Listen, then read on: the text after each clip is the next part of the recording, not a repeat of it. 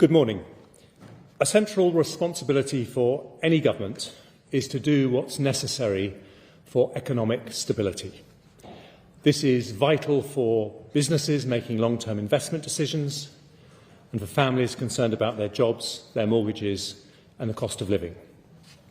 No government can control markets, but every government can give certainty about the sustainability of public finances. And that is one of the many factors that influence how markets behave. And for that reason, although the Prime Minister and I are both committed to cutting corporation tax, on Friday she listened to concerns about the mini-budget and confirmed we will not proceed with the cut to corporation tax announced. The Government has today decided to make further changes to the mini-budget and to reduce unhelpful speculation about what they are. We've decided to announce these ahead of the medium-term fiscal plan, which happens in 2 weeks. I'll give a detailed statement to Parliament this afternoon and answer questions from MPs. But because these decisions are market sensitive, I've agreed with the Speaker the need to give an early, brief summary of the changes, which are all designed to provide confidence and stability. Firstly, we will reverse almost all the tax measures announced in the growth plan 3 weeks ago that have not started parliamentary legislation. So whilst we will continue with the abolition of the health and social care levy and stamp duty changes, we will no longer be proceeding with the cuts to dividend tax rates, the reversal of off-payroll working reforms introduced in 2017 and 2021, the new VAT-free shopping scheme for non-UK visitors, or the freeze on alcohol duty rates. Secondly, the Government's current plan is to cut the basic rate of income tax to 19% from April 2023.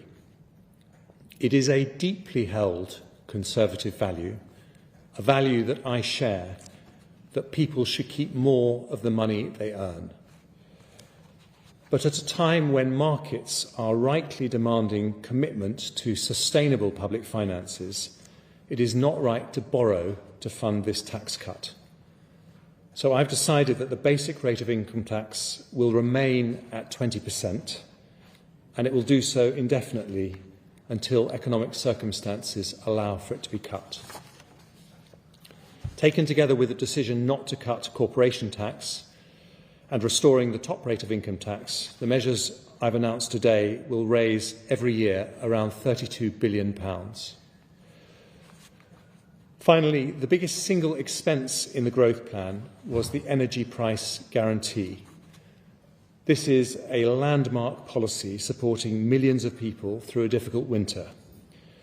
And today I want to confirm that the support we are providing between now and April next year will not change. But beyond that, the Prime Minister and I have agreed it would not be responsible to continue exposing public finances to unlimited volatility in international gas prices. So I'm announcing today a Treasury-led review into how we support energy bills beyond April next year. The objective is to design a new approach that will cost the taxpayer significantly less than planned, whilst ensuring enough support for those in need.